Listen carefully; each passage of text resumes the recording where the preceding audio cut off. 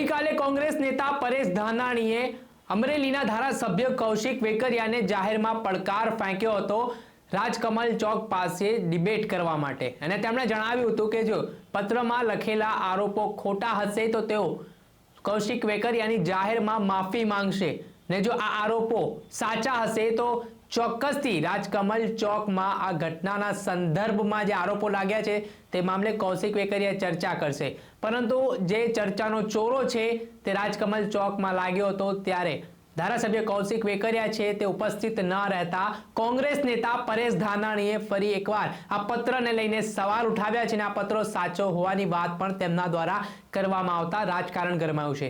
ત્યારે શું કહી રહ્યા છે પરેશ ધાનાણી, વિગતે વાત કરીએ। વૈષ્ણવજન તો તેને કહીએ જે પીડ પરાઈ જાનાને રે। નમસ્કાર દર્શક મિત્રો, નવજીવન ન્યૂઝમાં આપનું સ્વાગત છે। હું છું ફૈઝાન। હાલ ગુજરાતમાં શિયાળાની સિઝન ચાલી રહી છે, પરંતુ આ દિવસોમાં અમરેલી જિલ્લાનું રાજકારણ જબરજસ્ત ગરમાયેલું જોવા મળી રહ્યું છે। જેવી રીતે ભારતીય જનતા પાર્ટીના એક જૂથ દ્વારા ધારાસભ્ય કૌશિક વેકરિયા વિરુદ્ધમાં જે પત્ર લખવામાં આવ્યો અને જે પત્રમાં ગંભીર આરોપો કરવામાં આવ્યા તે ઘટનાને લઈને ધારાસભ્ય કૌશિક વેકરિયાએ એ ભાજપના નેતાઓ સામે પોલીસ ફરિયાદ પણ કરી હતી, જેમાં એક પાટીદાર સમાજની યુવતીનું પણ નામ સામે આવ્યું હતું અને તે મામલામાં આ પાટીદાર સમાજની યુવતી સામે ગુનો નોંધાયો હતો। એટલું જ નહીં, આ યુવતીનું સરઘસ પણ કાઢવામાં આવતા વિવાદ વકરેલો જોવા મળી રહ્યો છે। આ મામલાને લઈને ધારાસભ્ય કૌશિક વેકરિયા સામે પણ અનેક પ્રકારના સવાલ ઉઠી રહ્યા છે, કેમ કે જેવી રીતે એક પાટીદાર સમાજની યુવતીને આ ઘટનામાં સંડોવી દેવામાં આવી છે તેના કારણે પાટીદાર સમાજના જે અગ્રણીઓ છે તેમના પણ નિવેદનો સામે આવી રહ્યા છે।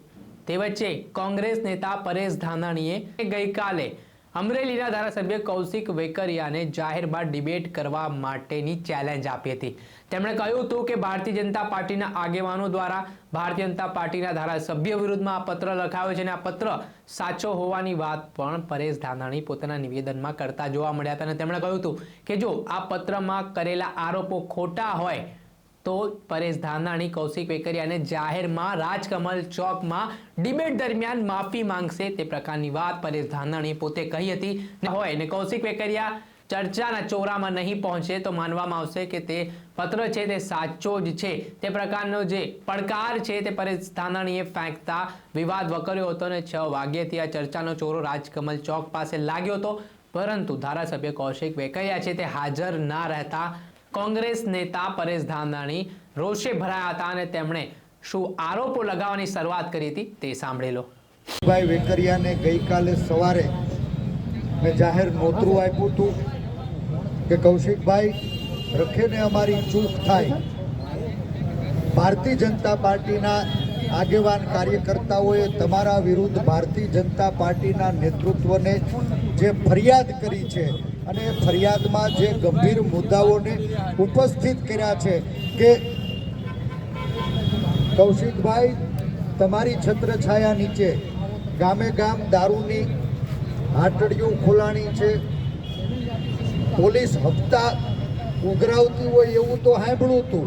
આ લોટકા ધારાસભ્ય એણે પોલીસ પાસેથી હપ્તા ઉઘરાવવાનું ચાલુ કર્યું એવું ભારતીય જનતા પાર્ટીના કાર્યકર્તા છે।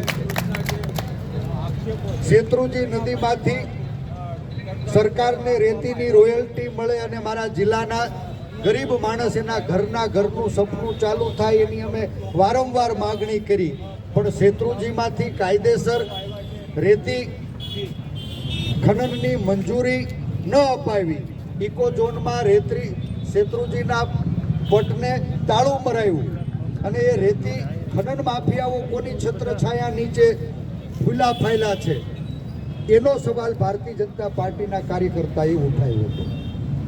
કોન્ટ્રાક્ટરો પાસેથી કમિશન કોણ લે છે એવો સવાલ ભારતીય જનતા પાર્ટીના કાર્યકર્તાઓએ તમારી સામે ઉઠાવ્યો છે। ત્યારે આ 7 મુદ્દાઓ આજ અસલી પત્રની જાહેરમાં જનતાનો ચર્ચાનો ચોરો એવો કાર્યક્રમ અમે નિષ્પક્ષ રીતે આયોજિત કર્યો।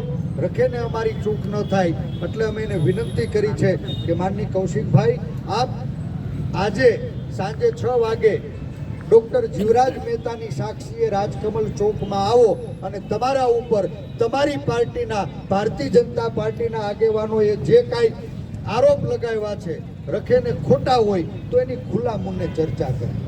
કૌશિકભાઈ, આજ ગામમાં ઘોડિયાની અંદર હિચકતું નાનું બાળક પણ સવાલ પૂછે છે કે આ ગાયકવાડના ગામડા જીવરાજ મહેતાની જન્મભૂમિ કર્મભૂમિ એવા અમરેલીની અંદર 70 વર્ષના ઇતિહાસમાં કોઈ કુંવારી કન્યાનો આખા ગુજરાતે વરઘોડો નથી જોયો.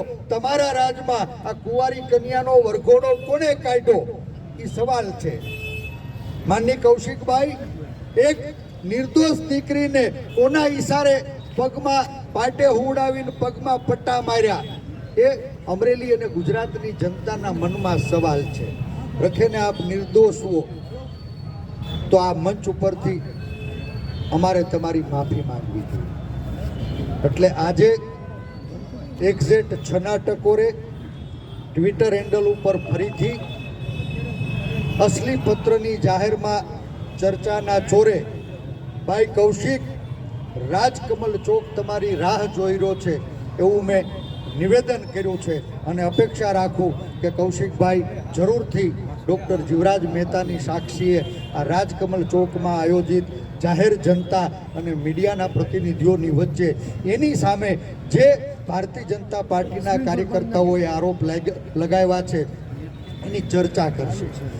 જો કૌશિકભાઈ આ મંચ ઉપર તમે તમારી ઉપર લાગેલા આરોપ ખોટા છે એ સાબિત કરી દેશો તો જાહેર જીવનના સેવક તરીકે, એક રાજકીય અને સામાજિક કાર્યકર્તા તરીકે આ મંચ ઉપર તમારી માફી માંગતા હું શરમ નહીં અનુભવું અને અપેક્ષા રાખું કે માનની કૌશિકભાઈ વેકરિયા, અમરેલીના જનપ્રતિનિધિ, ભારતીય જનતા પાર્ટીની રાજ્ય સરકારમાં નાયબ મુખ્ય દંડક આપણી વચ્ચે વહેલા આવે અને આ જાહેર ચર્ચાના ચોરે એના ઉપર લાગેલા આરોપો એની વિશે વિસ્તૃત ચર્ચા કરે.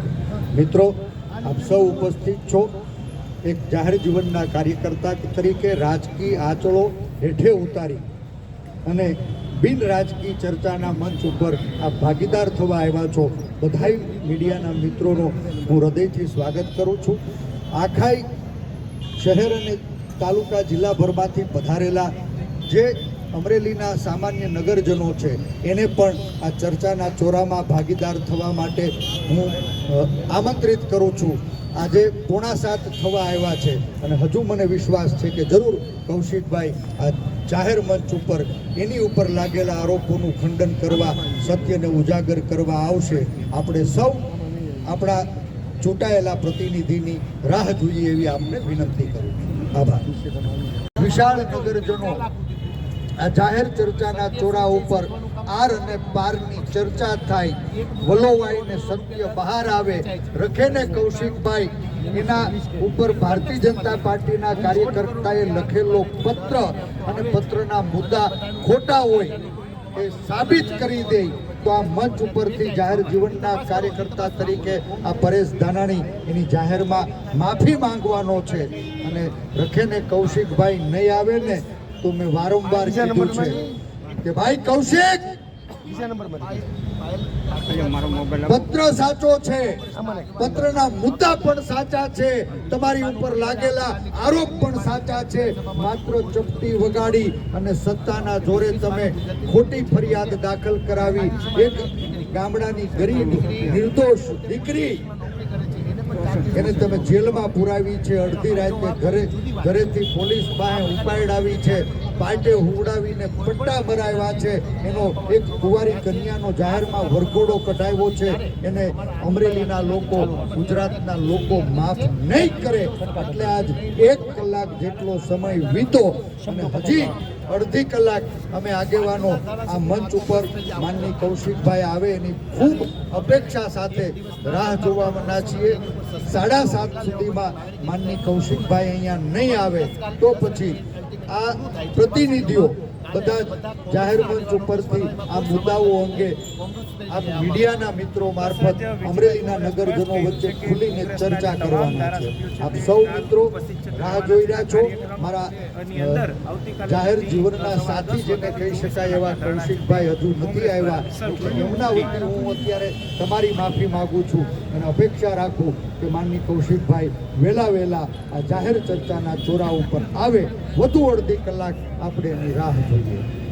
7:30 પછી માનની પ્રતાપભાઈ દુધાત, માનની જેનીબેન ઠુમર, માનની વીરજીભાઈ ઠુમર અને હું આ જાહેર ચર્ચાના ચોરા ઉપર જે મુદ્દાઓ અંગે ચર્ચા કરવાની થતી હતી કે માનની કૌશિકભાઈ આ કુંવારી કન્યાનો વરઘોડો.